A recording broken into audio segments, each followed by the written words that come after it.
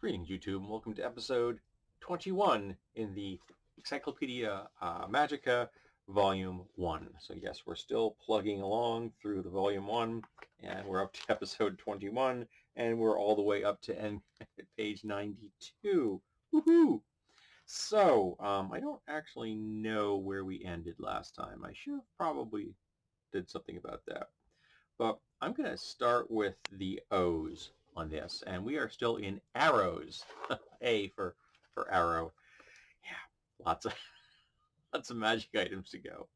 Oberon's Arrow of Subduing, no value and no XP or GP value. This is from the Monsters of Mythology. Oberon carries arrows used for hunting stags that are enchanted to inflict subdual damage only.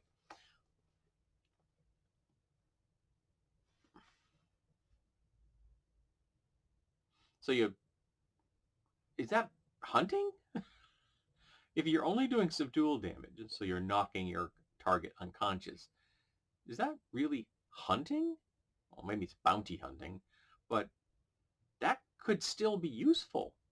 Seriously, what player wouldn't necessarily want arrows that only do subdual damage? Why the heck? I realize that Oberon is like even at minimum a demigod of some variety, a divine being. But yeah, subdual damage only on PE and 3.5, that would be Mercy, I think. That would be the magical characteristic that would grant you subdual only. The one thing I will say about 5th edition, I really like how they've handled the whole lethal versus non-lethal. Essentially, you just attack someone, and on the last hit that's about to drive them into either death or unconsciousness, you make the call. Perfect. Elegant. Simple. Made me angry because I never thought of it. Not having to track subdual points or non-lethal points. Nope, you decide at that last blow. I would make an exception if you did like enough points to massive damage. That may not be able to do something you can do. If that's a whoopsie situation. Oh, you did 55 points of damage. Well, that guy's dead. You can't pull that one back. But you 5 points and the guy's just over the line. You just pulled the punch. They're not dead. That's awesome. But still, under a system where that doesn't have that mechanic, though we could use that mechanic under any version of any fantasy game or any game period. Again, beautifully simple. Annoys me I didn't think of it. But yeah, having arrows of subduing, that is really useful.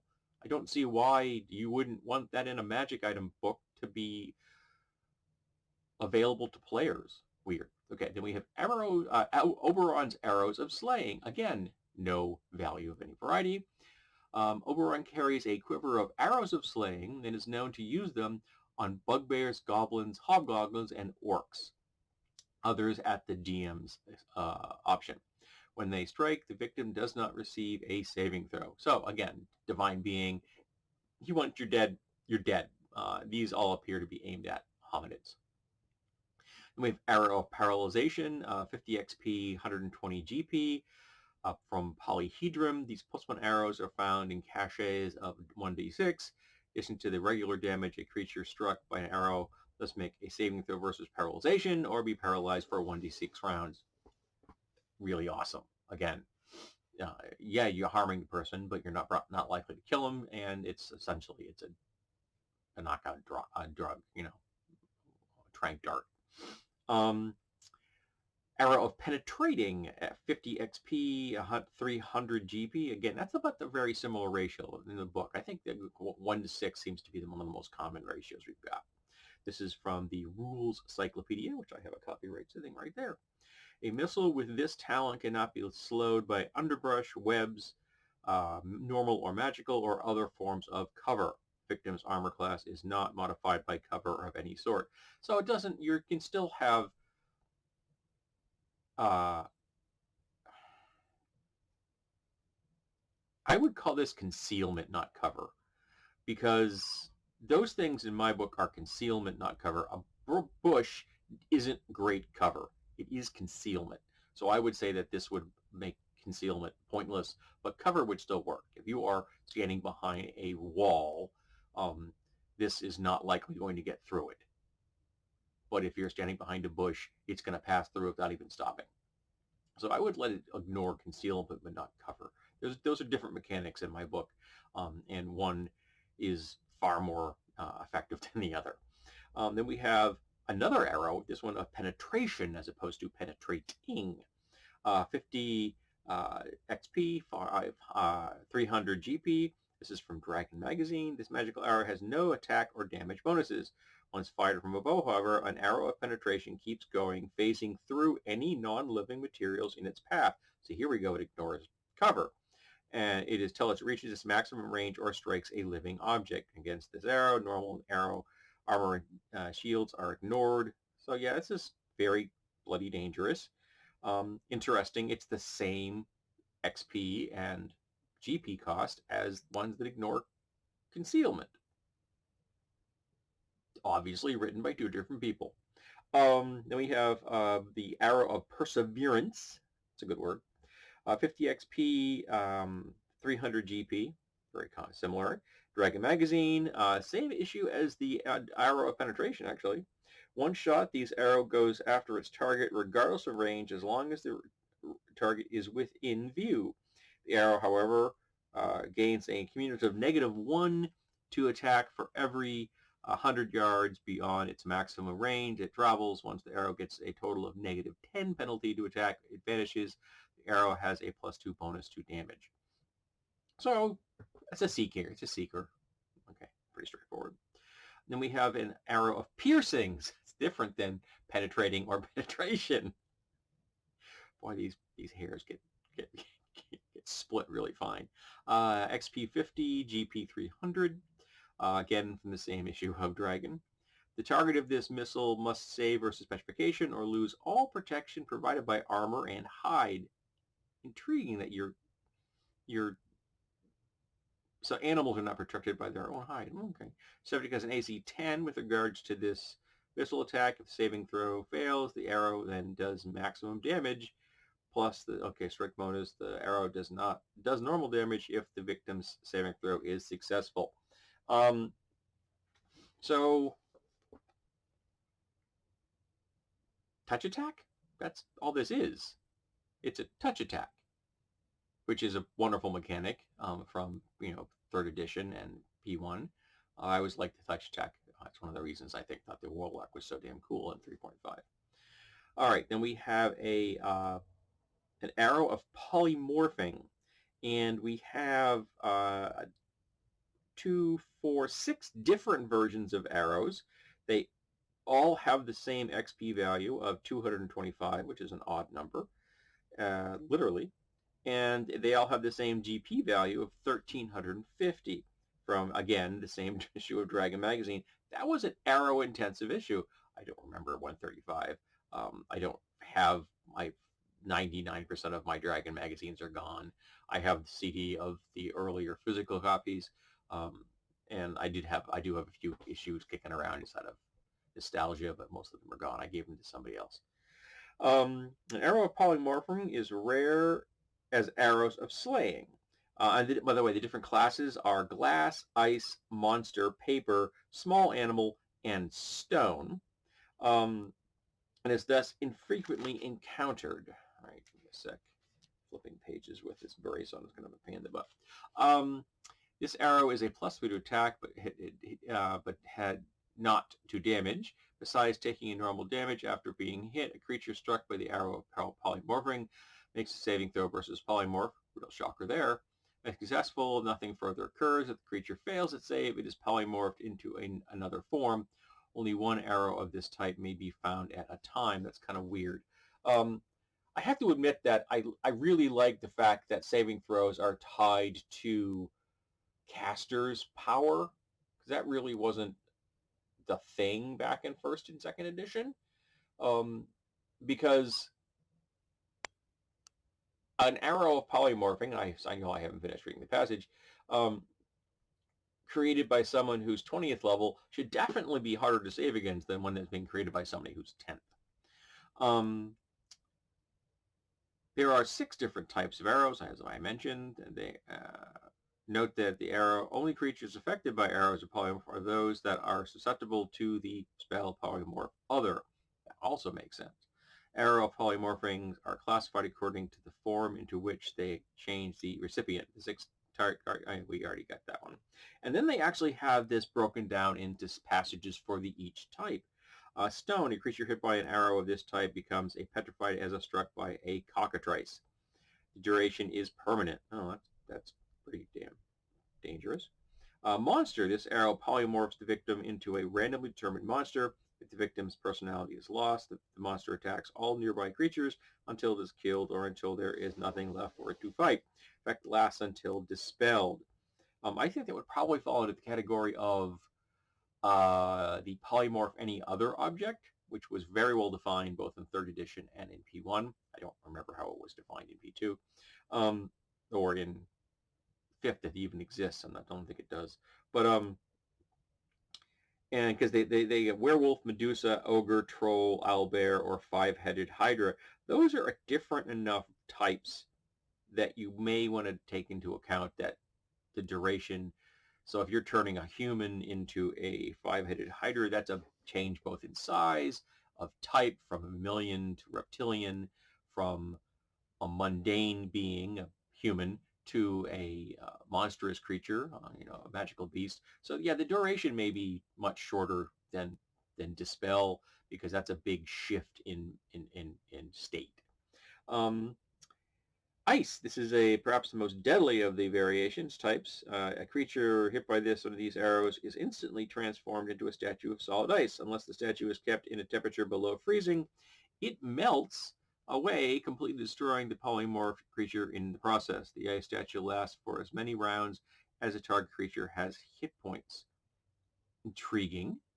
If the ice form is undone by a dispel magic against a 12th level magic, by their magical means, the victim is restored to life if the system shock roll is made. Otherwise, the victim reappears but is dead. For every round spent in the ice form, the victim loses 1 hit point from the effect of melting. A fighter restored to life after 12 rounds, this form has lost 12 hit points. Intriguing that when you make the phase change from ice to mammalian, in case of a human fighter, you don't repair anything, because there are instances within pretty much every edition of D&D where transforming from one phase type of creature into another heals you slightly because the body is being reformed in its entirety, but not in this case. But yeah, that would definitely be a shake and bake situation. You hit somebody with this and then you nail them with a fireball. Gone.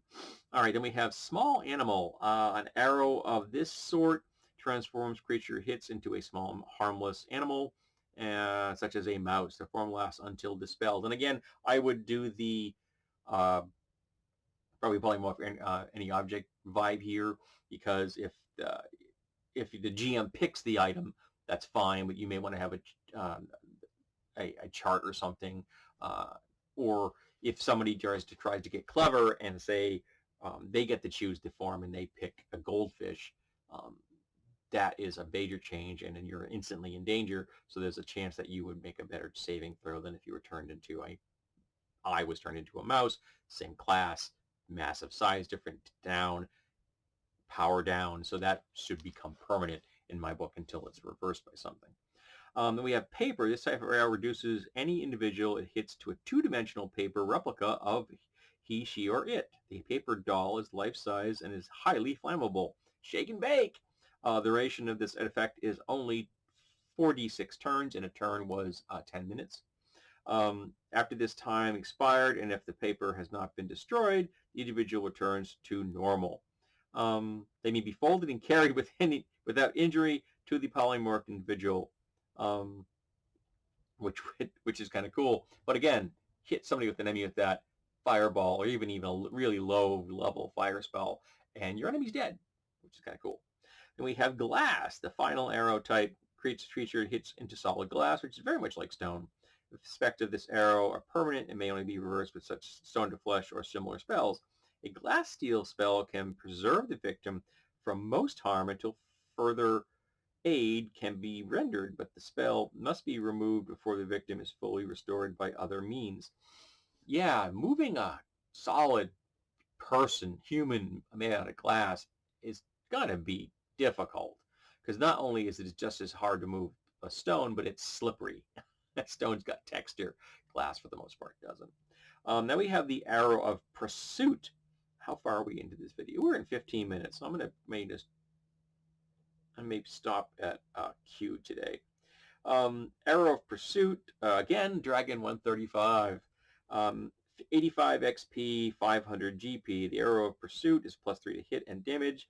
When shot from a bow, the arrow unerringly seeks out the living being with the greatest number of hit points within its range, then heads for that individual, no matter what the original target. Okay, so if you fire into a crowd and you're firing at a goblin, but there is an ogre, it would change course to the ogre, so long as the ogre had more hit points. It is possible the ogre doesn't. In addition, if the arrow misses on its first pass, it returns on the following round after a long curved flight and attempts to hit the target second time, now with a +2 as opposed to a +3. The second pass misses, it tries one last time, fails then, it crashes to the girth and is destroyed. The arrow has a range of 3 miles, though it does not often need to follow its target that far. Yeah, okay. An arrow of pursuit is very useful when a character wants to pick off a group leader who is moving about in an army protected by troops. In this case, the arrow winds its way in and out of the troops until it hits. Only one such arrow may be found at a time, which makes me think of the arrow from Guardians of the Galaxy. That's just a cool arrow. Now we have the Quarrel of Biting. Okay. 3 types: acid, normal, poison. They are 150 for XP for acid, 100 for normal, and 150 for poison. Cost is 400 for acid, 300 for normal, and 400 for poison. And this is from the Ruins of Undermountain. The rare type of magic crossbow bolt deals 1d6 damage when striking, turning it into a small winged snake upon impact. The snake immediately hits and bites for an additional 1d4 plus 1 points of damage. It then flies about another 2 rounds, biting at the same target before dissipating into a plume of harmless smoke. Coral snakes can damage creatures vulnerable to +1 weapons. Such snakes are intelligent and uncontrolled by magical means. They're combat to give the stats, okay? Costly. Poisonous or not, most guild factions and priesthoods do not consider use of these weapons as good act, or in the case of the priests and worshippers of Tempest, an honorable act. Quarrels of biting are usually found in bundles of 1d4 and either 1d10, and they, which is at least cool. But again, it's no reason that everything that's been described here as an arrow couldn't also be a bolt or a quarrel, depending if you want to use which term you want to use. Yeah, so I don't. It's kind of cool that there's a specific thing about crossbow bolts or quarrels, but also this is right out of Conan the Barbarian. You know, turning a snake into an arrow, which was cool in the film and would be cool here. But I like the idea of a snake flying around like a tiny little coatl, biting and at people. That's just kind of cool. Alrighty, so we're going to call that good today because this video is already long enough as it is. So thank you for being here for episode 21 of the Encyclopedia Magica Volume 1. I hope that you enjoyed yourself, and I hope that you will return for episode 22.